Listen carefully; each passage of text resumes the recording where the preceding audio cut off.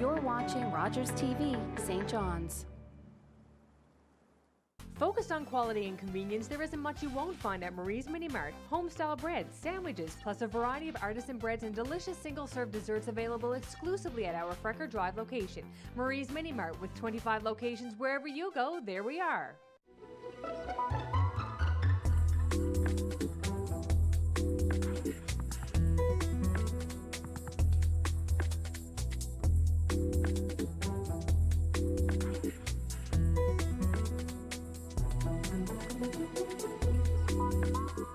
Hello, I'm Karl Wells, and this is Point to Point.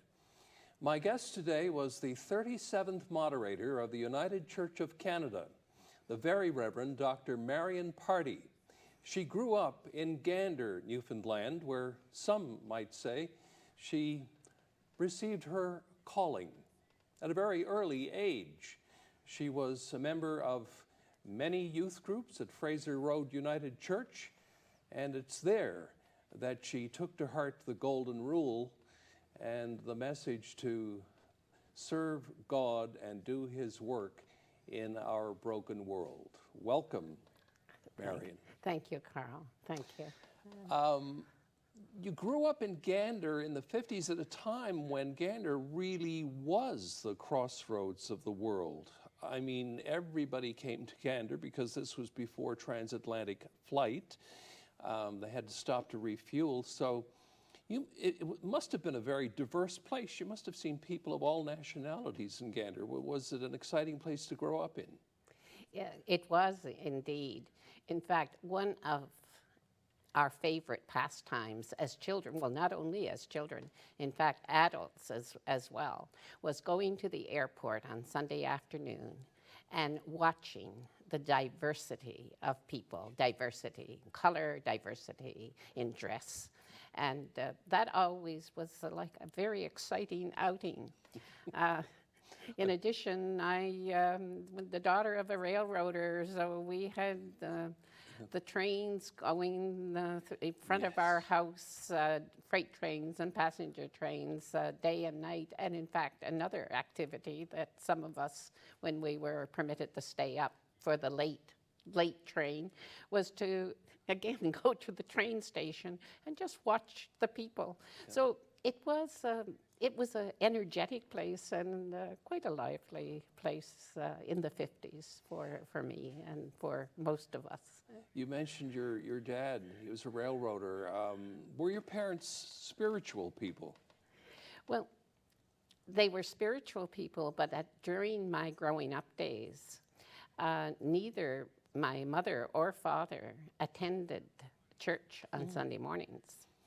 Oh, my mother's favorite time to go to church was the watch night service, which was about the lowest attendance during the year, but somehow she liked the New Year's Eve watch night service.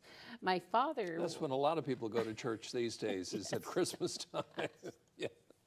My father was a little more regular, but church was something that I wanted to attend. Not so much the Sunday worship, although that too, Sunday and evening worship and Sunday school in the afternoon, but mostly the midweek groups. And it was indeed quite significant in my life, yeah.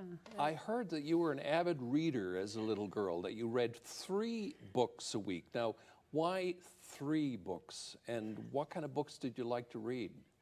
Well, 3 books, because that was the maximum that we could borrow from the library in a week. Okay. There was a limit. We didn't have books in our home. The only book that I remember was Uncle Arthur's bedtime stories. Each of us, each child seemed to have a copy. I think there were 5 of them. And that was about the only book that I remember in the home. So I would go to the library, which was on my way home from school, and borrow 3 books a week. And they were kind of the typical books that children read. I enjoyed the Nancy Drew mysteries. the Hardy Boy mysteries, even when I can borrow those from my brother, and Little Women by Louisa May Alcott, and books of children in other countries always appealed to me. Yeah. Now, you mentioned your parents weren't great churchgoers, but you got interested in going to church, and Fraser Road United Church in Gander had a fairly big impact on your life. How did it help you evolve as a person? Well, what I remember about growing up in the church in Gander was, first of all, it was a place where I could ask questions. Children didn't have a lot of places to ask questions. We got told a number of things. But church was a place where I could ask questions, and it was more the question-answer methodology, but that appealed to me. It was also a place where all my friends, or a number of my friends, gathered. I had friends who were not United Church as well. But so it was, that was really important. And our minister at the time, who was the Reverend Charlie Freak from Jobat's Arm, Fogo Island, in fact, and our teachers and leaders, they conveyed to me, anyway, that children were important. And that had a lasting influence on my life. Now, the United Church did have some very active youth groups, certainly back then. One of them, for I think maybe 5, 6-year-olds, was Mission Band, which you were a member of, and they had a magazine as well, World Friends magazine. Tell me about how that experience impacted you. Well, first of all, each of us had our own copy of World Friends magazine, bought, no doubt, by the WMS group of our church. And so I had my own magazine to read, and in that magazine had wonderful stories of children in other countries, of the games they played, the food they ate, and also that they didn't have as many opportunities as I did and we did in Gander, and so that we had, at the time we called them missionaries, who were there to teach and to work in hospitals and just make life better for children in other countries. And that always appealed to me. I grew up feeling that giving to the outreach of the church was both a responsibility, but also a privilege that we had. And that was instilled in me from an early age of Mission Band and World Friends magazine. And when you got older, I guess you went into Explorers and then CGIT. Is that where you kind of learned the message of striving for social justice? Because that's been a part of your entire life. Yes, it has been, beginning with the Mission Band, but the Explorer motto that I still remember today is be doers of the word, not hearers only. I mean, that was a very strong message, and I resonated with that. Sure. And the CGIT purpose, I've yet to find a better purpose in life, actually, which was cherish health, seek truth, to answer all my why questions. Yeah. Cherish health, seek truth, know God, and serve others. And that just became the balanced approach to church and community that I grew up with and wanted that to be part of my life. So after grade 11, you took a course in Tatamagouche at the Christian Training Center, Tatamagouche, Nova Scotia. Yeah. And this helped you make your decision to become a deaconess, did it not? It did. Tatamagouche had, the United Church of Canada had a number of educational centers, lay educational centers across the church. One of them was in Tatamagouche. They offered a 5-month leadership development course in Christian education mostly. And it was for young adults young adults. Some went there to discern their career, not just their career in the church, but their future career. Others went thinking that, well, maybe ministry is where I want, professional ministry is where I want to be, and so that was a good place to go to do that discernment. Others were lay people who wanted to be more effective lay people in their congregation and provide leadership, lay leadership. And so there was a combination, all younger people, 18 to 25 probably. So it was a great environment, and it was there. I was very influenced by United Church deaconesses at Loon Bay Camp. Not only at Loon Bay Camp, but in our midweek groups in Gander. They would come and, at Loon Bay Camp, they directed the camps. But they would attend our children's groups, provide resources to our teachers and leaders, and also, of course, along the way, tell us some stories, etc. So I was very much attracted to that kind of leadership in the church, and so after 5 months at Tatamakush, I discerned that, yes, I wanted to continue my studies and become a United Church deaconess. What is the difference between diaconal ministry and the ordained ministry? Diaconal ministry is the terminology now for deaconess, United Church deaconess. In the United Church of Canada, we recognize one order of ministry only. And within that one order, there are two expressions. One is ordained, and one is diaconal. So it's like one order of ministry with two expressions. I chose, at the time, the diaconal route, though we were still called deaconesses when I graduated, and then later decided that I wanted to move to ordained. But at the time, leadership development, education, working with teachers and leaders of children and youth, because I was so influenced by that I wanted to do the same. Yeah. So in 1968, you did become a deaconess. I did. And you spent a few years being a deaconess. How was that whole experience? Was it what you wanted it to be? Oh, indeed.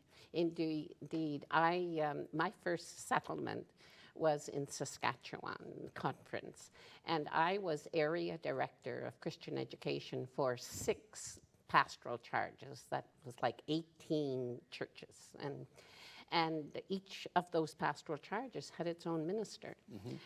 So I would meet with the minister and boards and committees, mostly Christian education committees, and provide teacher training and leadership development for leaders and teachers and board members and whatever that congregation wanted me to do.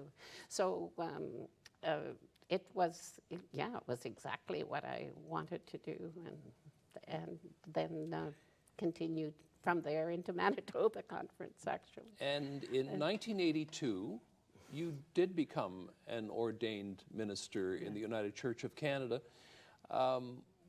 What made you make that decision ultimately? Well, ultimately, what I found myself doing was that my interest in the church was broader than that of the diaconal minister. I was involved in worship and preaching. I was involved in working with boards and the pastoral care and outreach and all of those things. But I became aware that my interests, my involvement and my interests was much broader. So, and I also got the academic bug at the time. I loved studying. So while I was working, I did a BA honors, and I took a year off to do the academics for my MA, and then did my thesis while I was working. So it was a combination of all of that, and I decided, yes, I would choose the ordained ministry. So then I was ordained in 1982. Was your PhD in theology, or what was your PhD? Later, actually, I was working at the Gower Street United Church as senior minister when I did my Doctor of Ministry at Boston University, and it was in theology. What I wanted to do was to look at the relationship of what we were learning at theological school in biblical education and theology, and how that could be more authentic and credible for members of the congregation. So I was trying to do a marriage between congregational education and theological education. So you were ordained in Hamilton, Ontario. Did you have a charge in Ontario after that? Did you stay there for any length of time? It was after I was ordained, I did take a year off to do the academics for my MA degree. And that was in the humanities, and so a lot of religious studies courses, but a lot of philosophy courses, which I really enjoyed, because that's where I could really get away with asking why. And so I took a year off. And interestingly, after I was ordained, I did, my position was with the National Church in ministry with children. So it was using my educational training as a diaconal minister, and using that in ministry with children, and then from there moved to Newfoundland Labrador Conference Provincial Office, where I did program and leadership development. But I did it as an ordained minister, so I could bring my educational training from the diaconal minister and my social justice passion easily into ordained ministry. And in 1990, you became the principal minister at Gower Street United Church. And that must have been something for you, because Gower Street United Church, and you'll have to explain this, is a significant church in the United Church of Canada here, because they call it the Mother Church. Why is that? Well, it was the first Methodist church in St. John's, and from there, then other United churches were established. So that's why it had got the terminology of Mother Church. Right.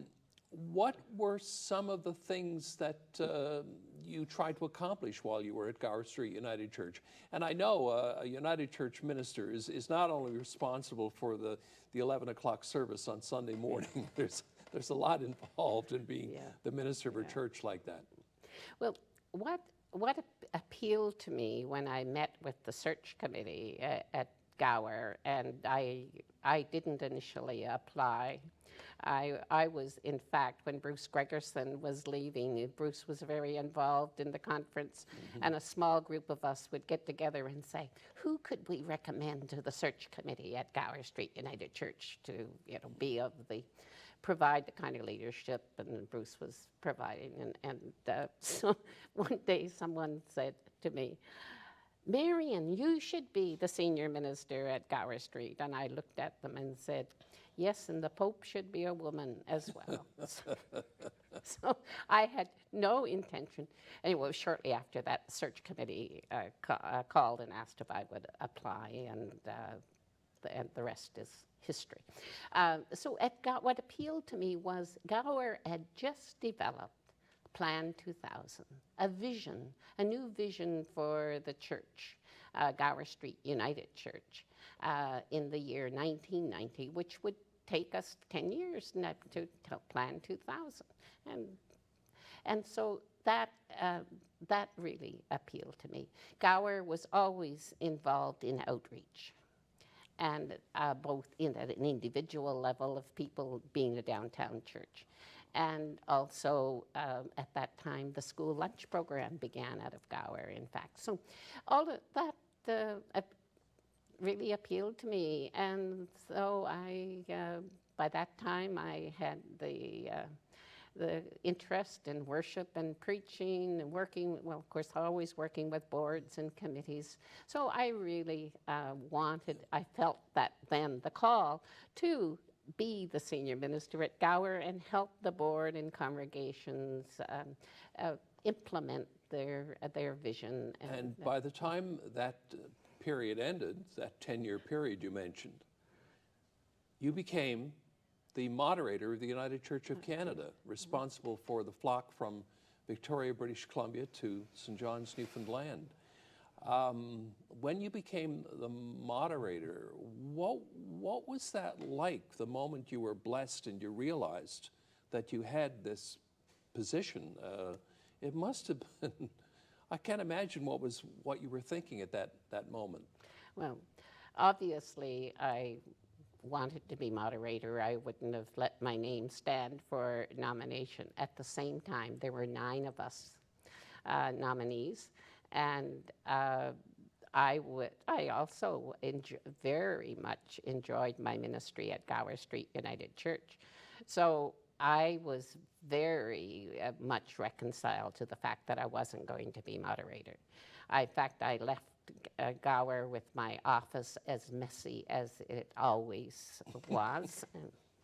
And so then, as as the voting went on, I was still on the ballot. And so when I was elected, at the moment that the announcement was made to a group of 600 people who had, well, actually, the majority of whom had voted for me, I just stood there, and everyone stood, and the applause, I felt embraced and strengthened and supported by the United Church of Canada, and felt that, yes, there would be challenges ahead, but I can do this. And so it was a very affirming moment. Did you have goals set for yourself? I mean, were there certain things that you wanted to accomplish during your time as moderator? Well, one of the things that I did want to accomplish was because the national church was so, the resources of the national church, the leadership of the national church was, again, so influential in my life. I wanted congregations to be more connected to the national church. And so as one part of some of that happened because I visited not only throughout the United Church from BC to Newfoundland, Labrador, and also with our global partners in the Philippines and Hong Kong and the Middle East, and that I wanted to help congregations make that connection. So one of the things I did when I did a global visit to the Philippines with the help of the Observer, United Church Observer, and the global staff, was we did a Bible study called Island Journeys from Newfoundland to the Philippines. And the whole purpose of that was to be an educational resource for congregations. I want to talk about the church today. It's getting more and more difficult to find ministers. I had 2 uncles who were United Church ministers, but back in their day, there were a lot of young people who wanted to go into the ministry. It's not that way today. Is this a looming, or is it an existential problem for the United Church of Canada? Well, at the physical level, yes, it's a problem because we have, especially in this conference, but in other conferences as well, we have more vacancies than we have ministers to fill them. So, yes, it is indeed a problem. How do you address that? Well, that is a problem because in order to, most of us, not all, but most of us who went into ministry grew up in the church. So we don't have the young people. We have declining membership. We don't have young people in the church the way that we had them in the 50s. Not as many people are going to church as used to. Are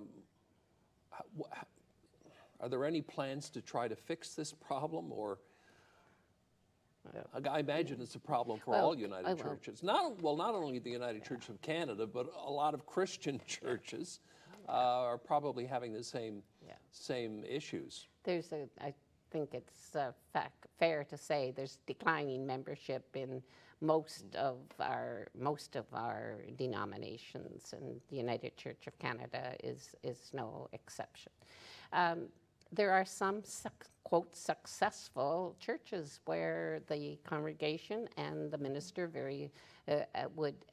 that's their purpose, is to grow numbers in the congregation. Where that, in some instances where that has happened, there's been success stories. More and more, however, I think the fact is membership is declining and will probably decline. I think it's a golden opportunity for the United Church of Canada to be looking at partnerships with other denominations. I mean, think of where Gower Street United Church is situated. We have the Anglican Cathedral steps away. Up the hill we have the Kirk. Not too far away we have the Basilica. Again, going back to my Gander days, the other unique piece about Gander was that we did not have denominational schools. So I played with the Catholics. I didn't fight with them. And so even in those days, so that ecumenical aspect of church is one that we can explore, and more with other religious communities, like our Jewish, Muslim, Hindu, Sikh neighbors. And that's where we have common cause. We all have different stories, different faith convictions, but all of us, all that I'm aware of, are committed to making this world and our communities a better place. One group to which I belong, the Religious Social Action Coalition, the elimination of poverty is, and we have Jews, Christians, Muslims, Hindus, Sikhs doing that. So I think it's a golden opportunity for the church to look at partnership with other churches and other religious communities. I think that note of unity is a good place to end our interview. And I want to thank you very much, Marion, for being on Point to Point.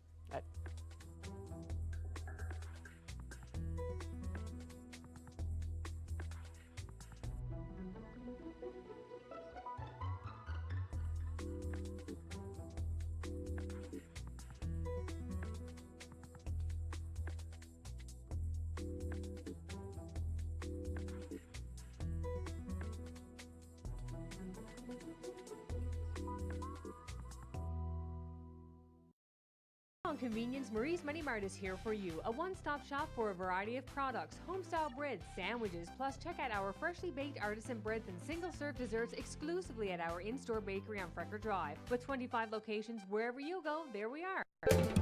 Call the Rogers TV viewer response line, email us, or connect with us on social media.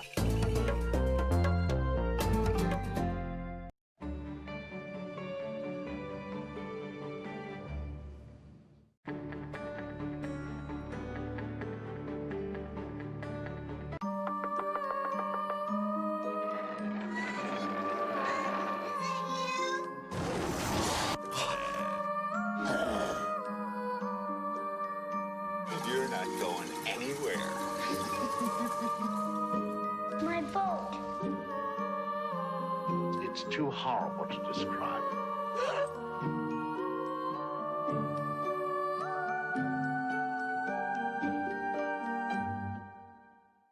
Huntington's disease is a hereditary degenerative disease of the brain. It affects your behavior.